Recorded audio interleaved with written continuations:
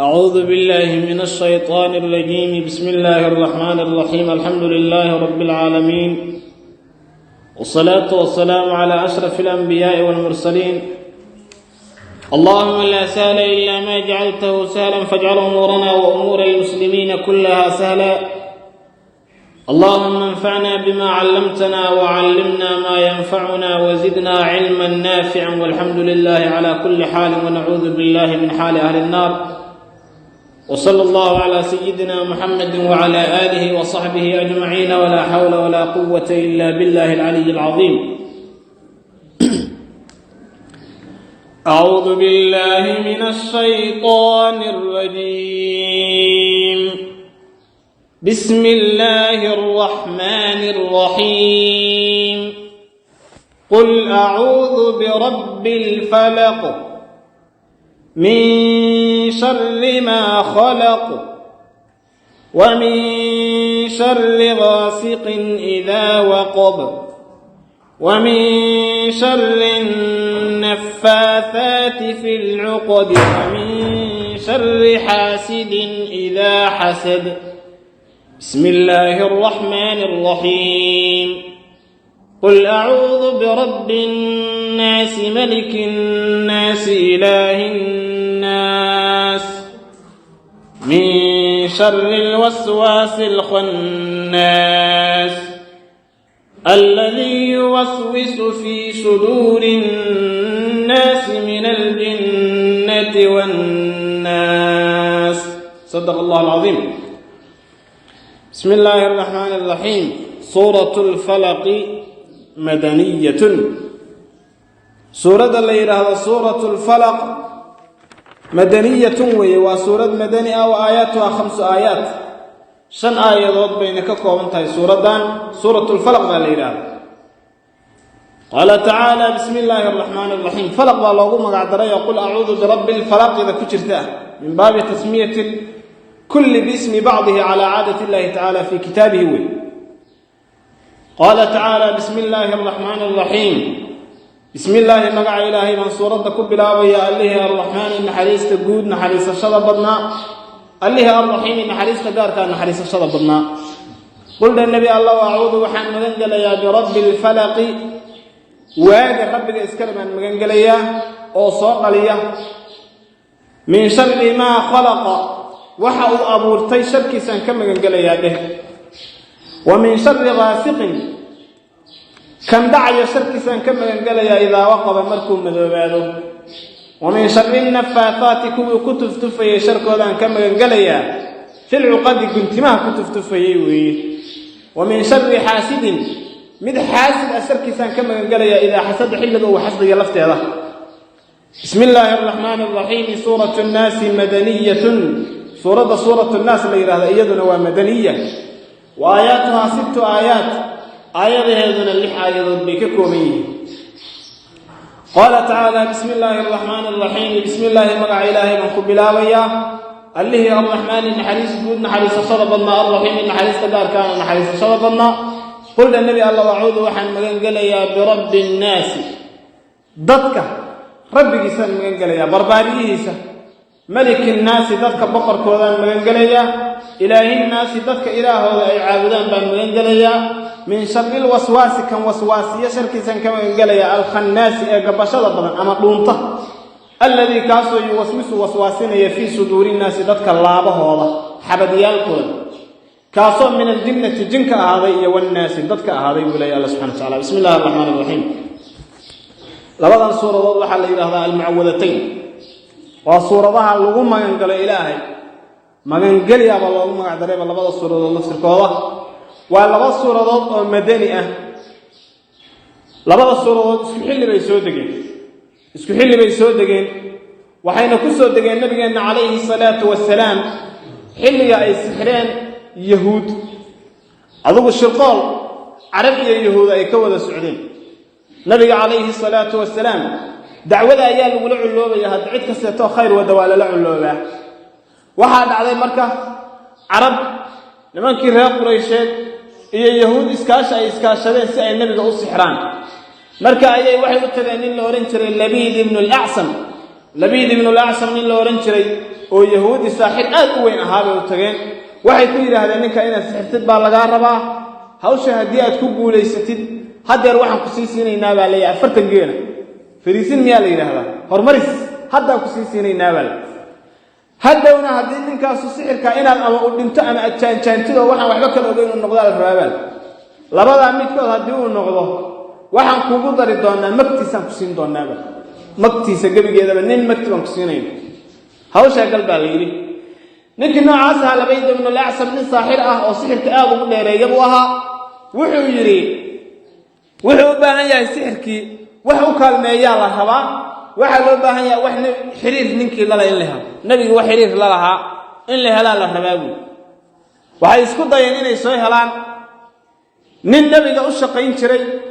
oo isla ciidaas ahaa bay waxay ku yiraahdeen bay laftirkiisii laaluusheen in badan bay ka daba warwareegeen wuxuu u keenay markii dambeeto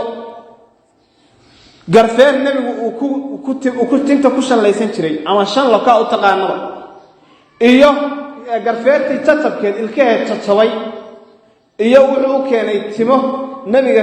timihiisa oo shanlada raacay tinta shanlada soo raacay intaas uu keenay bas halkaas ninka Labiid ibn al-A'sam sixirkiisii hawshiisa ka guda galay wuxuu sameeyay Labiid ibn al-A'sam waxa la yiraahdaa xayr buu soo qaatay suurad bani aadam oo nabiga ka metelay buxayrtu uu sameeyay irbado 12 irbadood ka taagtaagay tintii iyo shanladii tatabkeedii alaabtii iyo wixii wax xarig isku xirxiray waxaas isku sameeyay markaas uu ceel guriga nabiga u dhawaa oo isla yahuud qoladii isagu ka dhaso reer Banu Zurayq ay lahaayeen halkaas salkiisa dhagaxa uu ceelka salkiisa dhagaxa uu gashay baa la yiraahdaa nabiga alayhi salaatu wasalaam waa xanuunsaday marka xanuun badan buu nabigu dareemay waxa la yiraahdaa mufassiriinta qaar siday soo rarayaan nabiga alayhi salaatu wasalaam waxyaabaha qaar buu moodayay inuu qabtay uu san qaban ibn Kathir ka hadda sidoo soo rarayaba inuu san qaban uu qabtay inuu qabtay uu moodayay uu san qaban waxa sajirta waxa la yiraahdaa nabiga alayhi salaatu wasalaam waxa uu xanuunsaday jismiyan si jismi abu xanuunsaday jirka xanuun ka gaaray aad buu jirka uga xanuunsaday laakiin nabiga aqligiisa iyo qalbigiisa xanuun kuma gaarin oo hadii aqliga iyo qalbiga uu dhaadhaco de risaaladu wax yeeli lahaa iyo waxyigii risaalada iyo waxyigii baa waxa saameyn ku yeelan lahaayeen nabiga aqligiisa taan buu ahaa caadi buu ahaa laakiin jirku aad uga xanuunsaday nabiga alayhi salaatu wasalaam markii dambe tan ilaahay uu bariyay waxaan haday ajalkii yihiin in loo fududeeyo oo sakaraadkii tahay hadii kale tan ilaahay subhanahu wa ta'ala uu ka caafiyo ilaahay marka waa ka caafiyay qaabkii marka laga caafiyay waxa loo soo diray laba malaku jibriil iyo malaga la yiraahdo mikaa'il nabiga alayhi salaatu wasalaam isagoo jiifa oo bay u yimaadeen haday yimaadeen midna madaxu ka fadhiistan midna lugaha labadoodii baa wada hadlay marka malagii lugaha xaggooda fadhiyay baa Allah wuxuu yiri ninkan maxaa ku dhacay kii xagga madaxa ka fadhiyay baa wuxuu yiri waa la sixray nabiga alayhi salaatu wasalaam uu maqlay qaabka uu maqlayay hadda qof xanuunsan inta badan uu jiifa waana isdadaayo waaba soo jeedaaba iska badaayo anbiyada nabiga alayhi salaatu wasalaam hurdadiisa qalbigu uu soo jeedi jiray indhaha uu ka seexan jiray isaga yiri nabiga alayhi salaatu wasalaam Aisha markay tiri maxaad u weysaysan weyda waad gamaaday inna ayni tanaam walakin qalbi la yanam aw kama qala sallallahu alayhi wasallam aniga indhahaygu way seexdaan qalbigu ma seexdo nabiga alayhi salaatu wasalaam inta hurdada ka soo sida ku tukanay marka nabigu uu maqlay alayhi salaatu wasalaam wixii ay ku hadreeyeen malagaas wuxuu yiri ninkan maxaa ku dhacay waa la sixray yaa sixray Labiid ibn al-A'sam baa sixray oo muxuu ku sixray yiri wuxuu ku sixray tin iyo shalwata tabkeed oo xaggee sixirkii jiraayo ceelka halkaas salkiisa la gariyo halkaas ku jira intaas ay sheegeen malaku jibriil baa wuxuu ku tufay bismillaahi ardika min kulli shay'in yudika wa min 'aynin aw hasidin Allah yashfik waxaan ilaahay waxa kugu tufay magac ilaahay baan kugu tufayaa shay kasteeto ku dhibaya ama il ama xaasid ama wixii lamida ilaahay ku caafiyo intaas ugu duceeyay waana ka tagay nabiga alayhi salaatu wasalaam saxaabadii Zubayr ibn Awaam iyo rag kamid ahaayeen ayuu u diray inay ceelkii biyaha ka dhuraan gabigiisa biyihii baa laga dhuray iyagoo biyihii waxa la yiraahdaa ay noqdeen biyo dhiig la oo kale ay guduuteen biyihiiyo guduudan baa laga dhuray meesha waxa weeye sixirku hadda saameyn badan buu leeyahay qofka si badan buu wuxuu saameyn karaa waba kaa nabigii saameeyey ceelkii iyo biyihiina way isagaa saameeyey ilaahay qur-aankiisa way isaga ku leh wastabhabuuhum wajaa'uu bisixrin cadiim way argagax geliyeenoo waxay la yimaadeen sixir aad u weyn buu leeyahay alla subxaana wa tacaala moogta sixirku marka waa wax dhib badan weeye sidaas wey markii ay soo dhureen salkiisi ceelkii dhagax baa loogu tagay dhagaxii hoostiisa waa shaygii laga soo saaray wey markaasaa waxaa la soo dejiyey labadan suuradood markii nabigeena calayhi salaatu wasalaam lagu soo dejiyey aayad markuu akhriyaba guntin baa wixii furmaysay wixii 11 irbadood ka taagnaa baa guntin baa inta furantaa irbadu boodaysaa fag ka dhex dhahaysaa xayrkii bay ka dhex boodaysaa markaa nabigu waxaad moodaa uu danqanayaa sidii isaga irbadu ay ka boodayso u danqanaya 11 aayadood aayad kasteeto irbad baa boodaysay 11 irbadood baa sidaa ku dhammaaday waxaad moodaa nabiga in dabar laga furay bay ku leeyihiin nabigeena calayhi salaatu wasalaam sidaas ayuu wixii noocaas ah kaga caafimaaday marka labadan suuradood nabiga sidaa loogu soo dejiyay sabab nuzuulkoodu sidaas u ahaa markasta tan xirsi bay inoogu taagan yihiin gidigeen baa la inoo soo dejiyay way waa xirsi loogu talagalay ummadeenu inay ku xirsi xirato lagaga xirsi xirto shay kasteeto oo dhibaya way قال تعالى بسم الله الرحمن الرحيم بسم الله مقع إلهي من كبلا ويا بوليها إلهي سبحانه وتعالى الله الرحمن نحريس تقول نحريسني ومخلوق يسوع قنبو سيقول تقول نحريس أصلا هريبه وشاقلي الله الرحيم نحريس قارا نحريس شرب النايا ومؤمنين تسسي قارا ونحريسني سيدان هريبه وشاقلي بسنك سورة كستيتوا كبلا ويا إلا في سورة التوبة ميهي بقول يصدح يطبنك السورة ذات وكرة بسنك وكبلا الله علماءنا ما صوشين إني يسكو خلاف سيئين أو قال أي لهذين للفصل والتبرق بالله كياني قارنا أي لهذين مئه وآيات كم إذا سورة والبيت آيات كم إذا قارنا أي لهذين سيدا هذا إمام الشافعي وكلاته وحوية فاتحنا وآيات كم إذا سيدا مصحف كبا يوغوتها الله انت كلاتنا وقرآن كي بركيس وآيات بركيد آيات بركيد oo suurad walba sida ugu jiro ugu soo horlaabto ugu mid yahay suuradaas soo laalaabadka waxba qalaynin bay ku leeyihiin inteeba fabiya ala rabbikum tukadiman arrahman kaliya ku soo laalaabata waa in badan way yobadil mukaddim wal mursalaat inteeba ku jirta sidaas oo kale ta weeye bay leeyihiin culimada qaarna waxay leeyihiin mayl il fasl wa tabarruk way saas weeye iyada suuratu tawba waa laga reebay waxa la yiraahdaa hada suuratu tawba jihaad iyo dagaal bi aad uga hadashaa bisinkan meel amaan iyo hawlaha sabab looga hadlaayo quraanku hada balaaqu leeyahay mugti meel amaan iyo nabad laga raadinayo laga hadlaa bisinka suuradana nabad meel laga raadinayo ma ahanba قال تعالى بسم الله الرحمن الرحيم سيداس إلهي سورة أبو بلابي بسنك سورة كلام أبو بلابي إلهي وحوليه يقول له نبي إلهي وحات الله نبي قال له الله إياه إنه وننا وينات الله وقح سحرنين وأساسوي قل للنبي إلهي أعوذ وحن مجنجليا برب الفلق واجه ربك اسكلم عن مجنجليا تفسير فربنا بفلق كتيرة واحد استوى لنا يفلق والله استعماله فارق الحب والنوى إلهي درت وفي إلهي إلهي حبض الوصول لنا يدلك على قصة دمبليا دمبلن كايدلك قصة الله عايز فلق ودلش واجه وصول دلنا يسون وصول دمبالمي سداوي مركب برب الفلق واجه أنت يسنى واجه ربك يسوي بان مجنجليا وحن كم مجنجليا من شر ما خلق وحو أبورتي أو نشر كذا كم مجنجليا وحويه وحي مخلوق عقل جري أو عقلك إيا غير عقلك كان جامدك إيا كان سبحان الله وحلا لي وحلا عورتي أي نوع شر إليهم بان كم مجنجليا شر كاسو سعرها هذا حبارها هذا دل عادي وقعن لك جيستها هذا إيا عيونها هذا واحد ستوي هاي من شر ما خلق وحو قنية يوحي بهالله من شر ما خلق من كم من قال يا ابو لي على ده وحل عليه وحي شر ليه بان الله كم من قال يا markii suurada sarka ilaahay subhanahu wa ta'ala inoo sheegana kamaan galno saddex shay waa hadana inoo soo sheegay oo lagu sii magan galayo oo kale ilaahay laga magan galay waa saddex shay oo shartoodu khatar badan tahay min shar ma khalaqada way soo guda galayaan saddexdaas oo makhluuq ay kamid yihiin hadana waa saddex shay oo shartoodu inay tiro badan tahay dartood baa loo soo ceshay mar labaad وحويه ومن شر غاسق إذا وقب بلي الله سبحانه وتعالى وحان كما قال يا له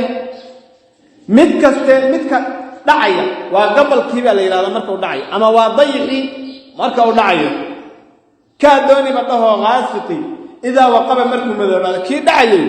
markuu madoobaado uu mugdi noqdo habeenkii uu madoobaado waa habeenka abu habeenka mugdiga ee gudcurka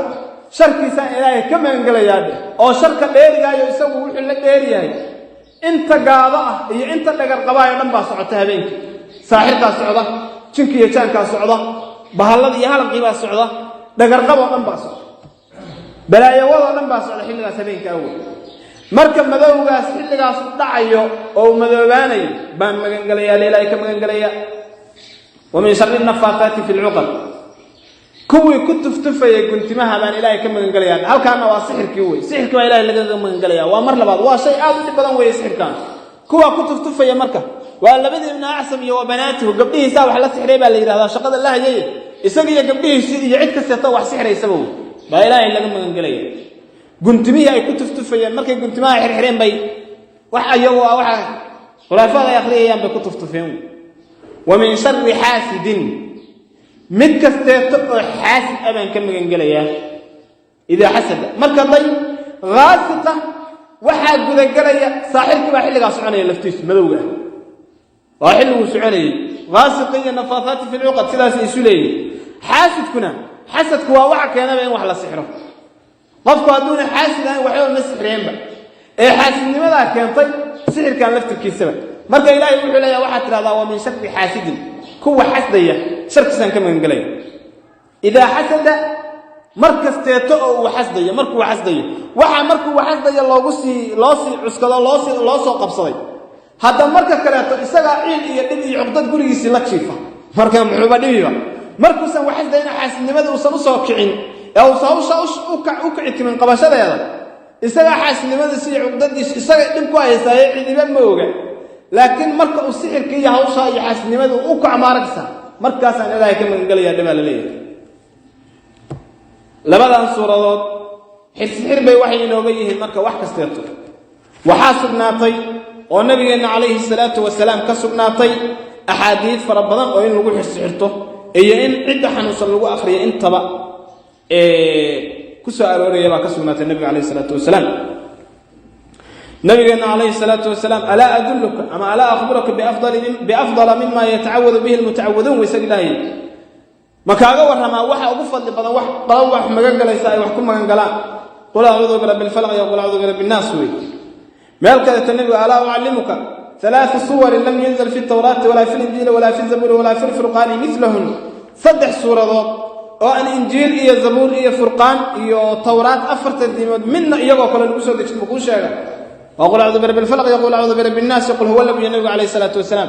ahadith badan baa waxay ku sugnaatay in suuradahan lagu xisxirto nabiga alayhi salatu wasalam waxa ka sugnaatay inuu habeen walba akhrisan jiray waxa sugnaatay adkaarta la akhristo habeenkii marka quraacdu dhacdo iyo waagu markuu bariyo inay bay ka mid yihiin waxa sugnaatay nabigu markuu seexanayo iyaga iyo ikhlaaska inuu gacmihiisa ku tufi jiray oo kuna seexan jiray sidaas waa u xirxir weey sidoo kale suuradahan waxay leeyihiin qofkii la daaro waa xanuunsan yahay qoon ha ahaato jin ha ahaato sixir ha ahaato wax walba taa lagu akhriyaa xirxirku waa inta wixii ku soo gaarin moogti baad ka xirxiranaysaa waa ka hortag weey tan kale tana waa isku daaweyn weey isku daaweyntaasna iyadana waa sugnaatay nabiga kaleey salaatu wasalaam Aisha waxay laga xadiisay labadaba warinayso waxa laga kala dariishanayaa inuu qofku akhristo markuu xanuunsan yahay iyo inuu qofka xanuunsan lagu akhriyo labadaba oo qof kale uu ku akhriyo baa laga dariishanayaa xadiis waxay sheegaysaa macnihiisu yahay nabiga kaleey salaatu wasalaam markuu xanuunsado wuxuu isku akhriyi jiray qul a'udhu bi rabbil falaq wa qul a'udhu bi rabbin nas isku akhriyi jiray al-mu'awwadatayn حديث كذا ترى مركو النبي وحنا صلى عاد وإسلام حنون كيس إلا مربى قفك قردة حتى أود كرواية حالة جسر إسلاميس وحي إذا سعبدي سان وحنكو أخري تري لبدي سان قعمات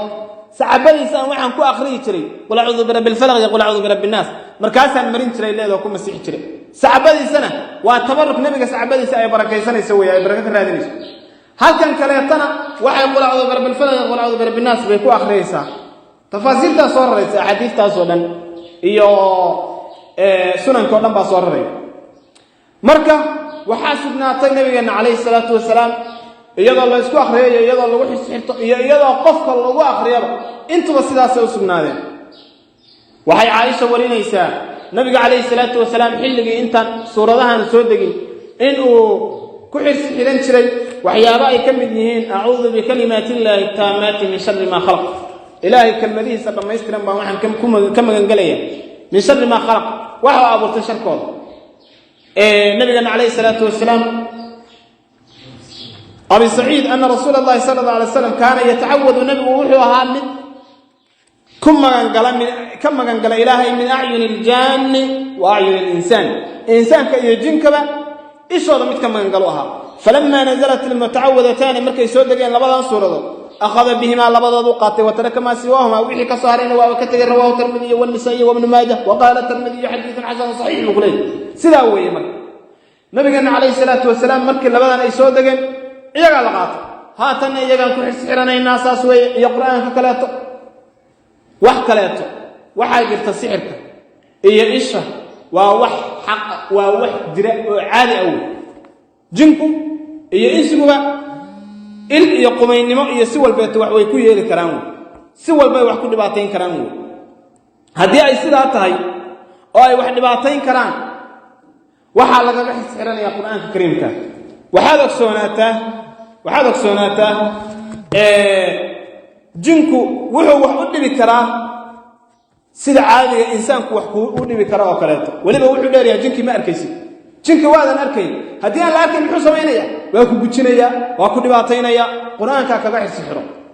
soo anuguba muxuuna wax ku dhibi karaa maqaadir iyo qoraal ilaahay oo ku qorna inuu ku dhibo buu isagii markaa kugu dhibaateyn karaa anuguba haday qoran tahay inaan ku dilaso kuma dili karo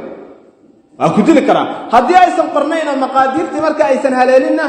kuma dili karo inteeba inta sodan lagu tahay nool hadee waa badaa weey marka waxa weeye waxa sugnaatay in laga xisxito quraanka kariimka ilaahay subhanahu wa ta'ala sihra ku aato jina ku aato halbeetan ku aato waxaan la ogolayn in iyagi waxa kan lagu yiraahdo la magan galo oo kaleeto sida hadda in la yiraahdo wadaada laga hadlaya lama ogolo sharciga islaamka xaraam weey قرآن الكريم كاسكا داوي ولا دا لغا هدليا iyo ruuxana laga cuudinaya shariicada meel la kaga mataalo ilaahay subhanahu wa ta'ala wuxuu sheegaya jinka waagi horeeto sida mufassiriintu ay soo raraa xilligii horeeto zamankii jaahiliga carabtu waxay sameyn jireen markay meel dagaan waxay dhigi jireen a'uudu bisayidi hadal wadi misal safaa'i qawmi meesha midka ka tariyo jinka meeshan jooga madaxda waa waxaan ka magan galaya qolada sukeeto shacabka dhibtoodan ka magan galaya leeyahay jiray markaas wuxuu oran jiray isaguna وكانوا سادة الإنس والجن بأنا سيد الإنس والجن جن الإنس بأنا سيد مدحوا أقولك إلهي ويسوى كله وأنه كان رجال من الإنس يعوذون برجال من الجن ركب من الإنس جنك كوا ما ينقلت لي فزادوه مركز جنك بوحي يعني الرهاب غوق هل كسورة الجن مركز تفسير كذا فافايت ولاد لكن وحويه قرآن كان بإلهي سبحانه وتعالى وحكى أتكسيه إسقى كافر سواء وحكى له تهم ينقل waxaan arkaysaa dadkana way aaminsan yihiin jinku inuusan waxba tari karin ogsoonow haddaan anigu hadda inta soo qaato torrey qof ku dhufto miyaan caafiyi karaa ilaahay baa igu sababay oo qadar waa jirtay anigu dhibka sabab waa noqon karaa qofkan inaan dhaawaco haddii maqaadiirtu haleesho oo ilaahay subxaana wa tacaala iraadadiisu ay ku qumto markaan sidaa sameeyo qofkii miyaan ka caafiyi karaa amaan inta gacanta ka mariya oo caafimaadaya hadda tabtaasoo kale weydiinkan waxba kagama duwana marka haddaad tan iyo maanta leedahay awowayaal sii daaye caafimaadkiina hal ark waxba kama jiraan waxba ma caafiyi kareen maxaa caafiyi kara ilaahay subxaana wa tacaala in badan dadkeenu iyagoo aaminsan ilaahay kaliya inuu caafiyi karo ilaahay kaliya inuu caafiyi karo bay haddana si qooyinka iska adeegsadaan haddiiba iyada dee qof aaminsan u jiro maba aqaan siduu u jira islaam sheeganaya oo aaminsan in jin wax caafiyi karo iyadu waa baab kale gaalnimayba halkaas baaba looga dhacayaaba laakiin dadku iyagoon aaminsanayn bay iska isticmaalaan looma baana sidaa weeye ilaahay subxaana wa tacaala qur-aankaasuu inoo soo dejiyay isagii baa la rabaa in lagu xisxito suuradda kaleeto ilaahay subxaana wa tacaala wuxuu leeyahay qul dha nabiga ilaahayow acuudu waxaan magan gelayaa birabbi nnaasi dadka rabbigoodaan magan gelayaa rabbi muxuu yahay barbaariyaha weeye koriye maliki nnaasi dadka boqorkooda baan magan gelaya ilaahi nnaasi dadka ilaahooda ilaahay la caabudayay weeye baan magan gelayaa oo maxaa saddexda jeer bannaas loo soo celceliyey waa tashriif iyo karaamayn makhluuqa kale tu ka karaamaysan yahay sidoo kale ilaahay subhanahu wa ta'ala saddex magac isagu leeyahay uu kala tiiri malik rabb ilaah saddexda magac macna gaar ah ku tusinayaan oo loo kala tiirinay rabb الناس marka la yiri waliba tartiibko sida isugu xigaan bay ku kala tusinayaan rabb الناس malik الناس ilaah الناس rabb الناس marka la yiri dadka barbaariyahooda qofku markuu yar yahay muxuu baahan yahay korin buu baahan yahay barbaari waa ilaah markuu yar soo korinayay qofku markuu weynaado xoog yeesho dhalinyaro noqdo oo boqor noqdo saldana yeesho oo ugaas noqdo xildhibaan noqdo oo kada noqdo hantiila noqdo oo gab ushiir noqdo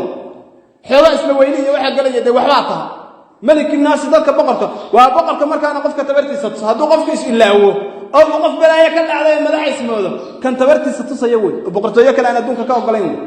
malik الناس ilaahi الناسنا waa kan la caabudayo dadku markay waaweynaadaan ba cibaadada ku badanta markay dadku waaweynaadaan kay caabudaan dadku markay waaweynaadaan bay cibaado badan yihiin moogta way isaga nabiga kaleey salaatu wasalaam xadiis ku lahaa lawla xadiis macnihiisu adugu ahaa hadii la laayahay odayaal waaweyn iyo dad cimri oo gaboobay oo cibaadaysanaya dad yar yar oo la nuujinayo atfaal oo aan wax dambi lahayn iyo bahaa'im xoolaha iska daaqayo iyaguna aan wax dambi lahayn hadii intaas aysan adduunka joogi lahayn cadaab baa la idinku soo dejin lahaa buu leeyahay ilaahay subhanahu wa ta'ala nabiga kaleey salaatu wasalaam marka dadku marka ay waaweynaadaan cibaadada bay u badan yihiin saddexdii martabo oo dadku kala lahaa baa magacyadan ilaahay subhanahu wa ta'ala oo loo kala idaafeeyo ay kala tusinayaan barbaariye boqor markuu awood isbida jabinaya ilaah la caabudo hadhow marka la cibaadaysanay cibaadada ka aqbalay marka la waaweynaado cibaadada loo sii badan yahay marka maxaa laga magan galaya allahaas suuradii hore waxa ilaahay laga magan galay waxyaabaha afshan shay ilaahay laga soo magan galay ama makhluuq oo dhan baa laga soo magan galay kan hal shay baa laga magan galay waa shaytaanka qalbiga dadka waswaasinaya waxa suuradan dhan halka shay baa lagu magan galaya wuxuu ka khatarsan yahay kuwii suuradii hore dhan waayo kuwaas jirkay wax yeelaan kan qalbigiigu wax yeelaya qalbiga haduu qofka ka xumaado xadiiska nabiga oo garan kaleey salaatu wasalaam qofka jirkiisa waxa kamid ah xubin hadii ay fasaado hadii ay wanaagsanaato jirka qofka dhan waa wanaagsananaya haday xumaatana sidaas weey haday fasaadana jirka dhan waa fasaaday xubinta marka ka weeraraya suuradan oo dhan ay guntantahay waxaan ka magan galayaa min sharri waswaasi kan waswaasinaya sharkiisa al-khannaas ee gabashada badan dhuumashada badan waxa weeye markuu qofka shaydaanku uu waswaasiyo oo dhikriga ilaahay ka waswaasiyo bucararaaya gabadaaba la yiraahdo ama sidoo kale tabadi ahadiithka ku sugantaa nabigeena kaleey salaatu wasalaam ama sidoo kale taba marka kasteeto dhikri la xisooday aadaankii aqamkii waati ahadiith ay ku soo arooreysay isagoo oo duraad dhuusa isagoo siideeyo baxsanaya carraya meesha uu ka maqlay waa istaagaya markaas soo laabanay sida way khannaas marka caadina u tagi mayo mana joogi kara hadii ilaahay la xuso balaya qabay marka muxuu sameeynaya meel buu ku gabana uu dhuumana uu carari al-khannaas min sharri al-waswaasi kan waswaasinta badan sharkiisan ka magan galaya al-khannaas ficilku sameeynaya baa lagu magacaabo waswaas baa leeyahay ila isaga waswaasiye al-khannaas gabashada badan alladhi kaasoo yuwaswisu waswaasinaya fi suduri an-nas dadka laabtooda waswaasinaya laabahooda marka la leeyahay waswaasinaya quluubtii dadku waswaasinaya oo shaydaankii de quluubta dadku waswaasinaya nabigeena kaleey salaatu wasalaam ahadiith waxa kaga sugnaatay inuu shaydaanku qofka qalbigiisiiba waxa kan lagu yiraahdo nabigeena kaleey salaatu wasalaam xadiith oo isagoo ku leh qalbiga qofku degayaayo dhikrigiiba markaas ilmaansiinaya markii uu qofku dhikriga ilaahay xusana waa dhuumanaya xadiith kale tan nabiga kaleey salaatu wasalaam xadiithkii isagoo nabiga mu'takifa markii ay u timid safiya bint huyay oo ay ku soo booqtay masaajidka ka bacdina uu habeenimo oo damcaynu gurigeeda u celiyay iyagoo dhaqaaqaba laba nin oo ansaar kamid ah waxay arkeen nabiga iyo safiya bint huyay oo wada soconay markaas ay baxsadeen oo carareen nabiga kaleey salaatu wasalaam wuxuu yiraahday qalbigooda armay way isaga nabigu dhahay kaleey salaatu wasalaam wuu u dhawaaqay ala rislikuma wasidina hada bi inha safiya bint huyay weeye war waa safiya bint huyay bartiina jooga waxba baxsanineen markaas ay yiraahdeen subhanallah ya rasuulallah ilaahi baa xeebka nazahan bay yiraahdeen nabiga kaleey salaatu wasalaam markaas wuxuu yiri inna shaytaana yajri min bani aadam min ibni aadam majri ad-dam wa inni khashitu an yaqdhifa fi qulubikuma shay'an ama sharran sida ku sugan riwaayooyinka qaar waxa weeye waxaan ka baqay buu leeyahay shaydaanku dadka wuxuu u dareerayaa barta dhiig socdo halbowlayaasha iyo xididada dhiig qaadaya marka inuu qalbigiina xumaan ku tulaad istiraada nabiga iyo haween kala la socdo oo sidaas de illa nabiga iyo xilli habeenima qof haween la socdo iyagu arkeen waana careeray marka nabigu wuxuu inuu shaydaanku qalbigiina wax xumaan ku tuuro baan ka baqay waxay ku tusinaysaa xadiidtaas shaydaanku inuu soconayo qalbigii iyo dhiiggii iyo halbowlayaashii iyo waka ilaahay baa subxaana watacaala waa halkaas waa soconayaa wy marka kaa dadka laabahooda waswaasinaya oo min aljinnati jin ka ahaaday shaydaankaasoo min aljinnati iyo wannaasi dadka ka ahaaday jinka iyo shaydaanka iyo naaska iyo faahfaahintooda halkaa haddii la sii galo wax fara badan oo tafsiira ka sii baxaya aad ugu sii mashquulin maayo oo geli maayo insha allahu tacaala waqtigaa iska gaaban laakiin waxa weeye kaasoo min aljinnati jin ka ahaaday wannaasi naasku wuxuu wax ku mashquulin karaa wuxuu qalbiga ku aadi karaa isagu qalbigaaga toos uguma gudbi karo qofku hadeere hadalka baa la yidhaahdaa waxbuu kaa dhaadhicin waxbuu ku wadwadi ilaa fakar ku aaminsanaa oo qalbigaaga ka dhaadhiciyo kabacdina inuu ku baadiyeeya waa fududaha intaasa kusoo gaabinaya waxba keeta kasii geli maayo